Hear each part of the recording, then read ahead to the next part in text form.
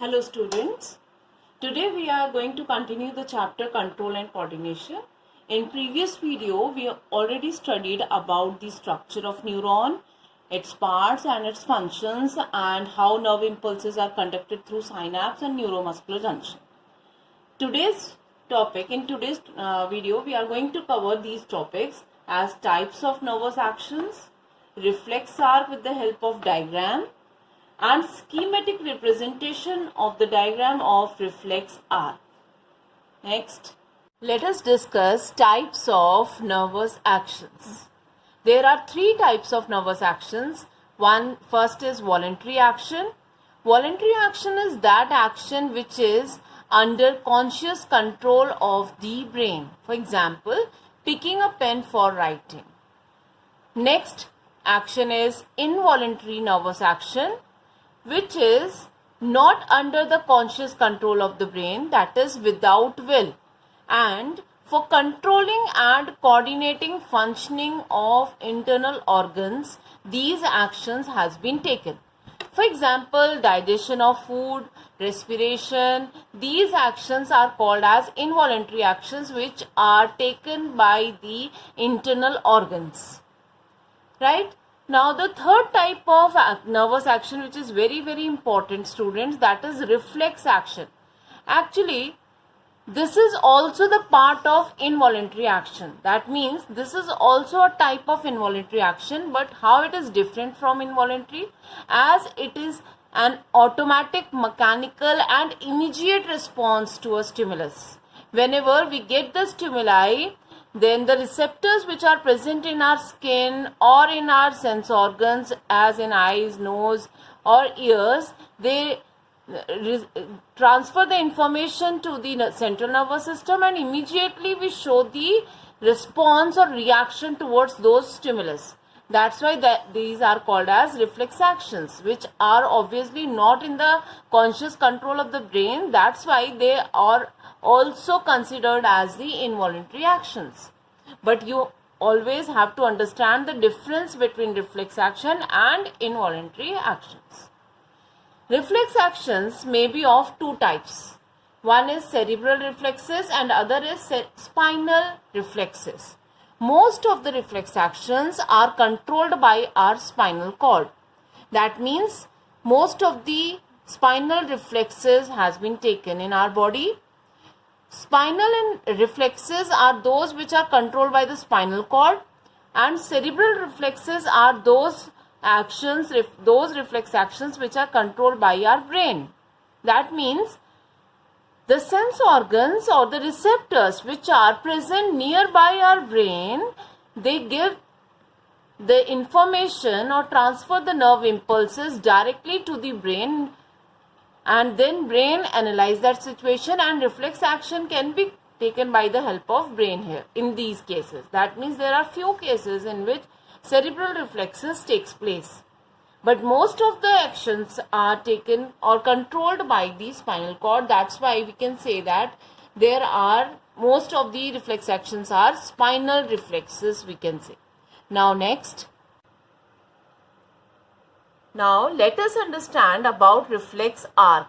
The definition of reflex arc is a pathway taken by a stimulus to travel from receptor organs through sensory nerves to the spinal cord, which sends information for response through motor nerves to the effector organs, called reflex arc. For example, we can take some examples as we suddenly withdraw our hands on pricking a pin, or on touching a very hot substance, we suddenly remove our hand from that action is called as reflex action. And the pathway which is taken by the help of receptors to the effectors, that means the point where we receive that stimulus and the point where we show our reaction, that whole pathway is called as the reflex arc. Okay. Now here you have to understand that input information through the receptors and output information through the effectors are gone through in the reflex arc. So nerves from all over the body meet in a bundle in the spinal cord first on their way to the brain. That means reflex arcs are formed in the spinal cord itself, although the information input also goes on to reach the brain. That I will explain with the help of this phenomena. I will explain with the help of the diagram now. Yes, this is the diagram of reflex arc. You can see in this diagram, I will tell you the parts which I have drawn. That this is the part which is the section of the spinal cord. Spinal cord section is drawn here. So we have to label it as the internal structure of the spinal cord. There is the skin of your hand maybe, which got the stimuli. If you touch any hot substance, then that means that hot temperature of the water is acting as a stimuli. That's why your skin is acting as the receptor in this case. Okay, so write down as receptor, which is present in your skin. This will receive the stimuli and transfer the information through this nerve to the spinal cord. This nerve, you label this nerve as sensory nerve.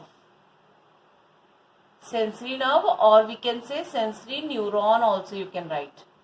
Okay, through sensory nerves or sensory neurons, this information sends to the spinal cord, and through spinal cord this message is transferred to the muscles, or we can say muscles are acting here as effectors, which show effectors are showing reaction, that means response.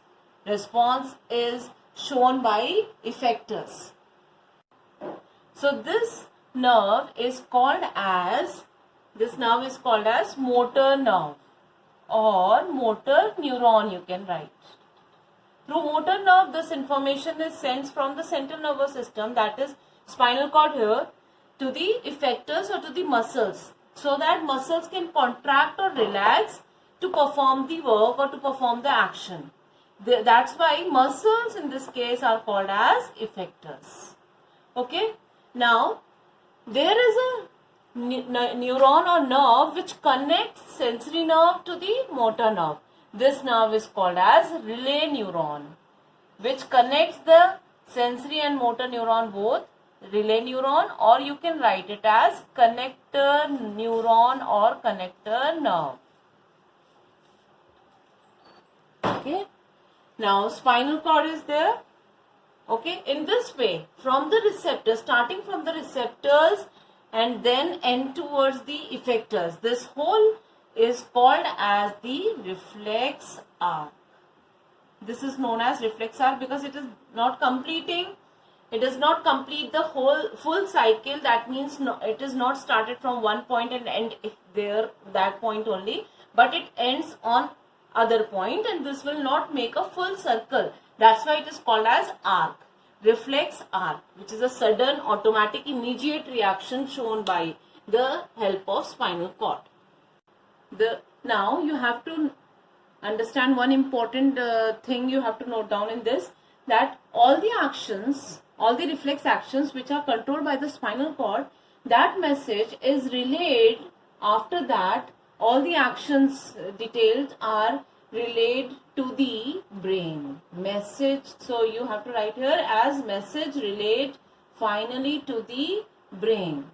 That means whatever actions, whatever reflex actions you taken in your lifetime, as you have unknowingly you touch the pointed object or pricking of any kind of pointed object, or unknowingly you touch the hot object, you immediately withdraw your hand from that substance. So the feel of pain or feel of burning, that kind of feel is relayed, that is stored in the memory of our brain. One important point you have to note down in this, students, that when this reflex action has been taken by the help of spinal cord, all the information about these reflex action are gone, or this message of reflex action is relayed to the brain. So you have to label here that this message is relayed to the brain finally. That means in the memory of our brain, the feeling of pain or feeling of burning are stored when you unknowingly you touch any kind of hot substance and you suddenly withdraw your hand from that substance. The feeling of pain or feeling of burning of that during that reflex action which you feel, that's stored in the memory of our brain, because all the actions which are performed by the help of spinal cord, after that all those information through the nerve impulses are relayed to the brain. Here is the schematic representation of reflex arc. In the exam, students, might be the question came that you have to draw the schematic diagram of reflex arc. For that, it is very simple as compared to other diagram, the previous diagram. That is, with the help of boxes and with the help of straight lines and arrows, you will show the schematic representation of this diagram. As in first point you have to write down the receptor which receives the stimuli. Then through the sensory nerve, it transferred to the information transferred to the spinal cord, and from the spinal cord the information travel through the motor neuron, finally gone to the effectors, right? So effectors may be the muscles of your hand or muscles of your legs, right? Receptor may be the phonoreceptor, photoreceptors, or we can say the receptors which are present in your skin, thermoreceptors we can say. So it will complete the cycle which starts from the receptor and ends at the effector is called as reflex arc. And you can show here also that through the spinal cord message is also relayed to the brain. Relay neuron, connector neurons are always present in the central nervous system parts. That is, in this case, spinal cord is here. There are many examples of the reflex action. So in the exams, you have to mention the type of stimuli which is asked in the question, okay? And the effectors, for example, muscles of your legs or muscles of your hands are showing the response to, you have to mention the type of effectors which are working in that case, okay? Now, this is the schematic representation of reflex arc. Draw this in your notebooks and read out the topic carefully. I will provide you the notes and update yourself for the next video.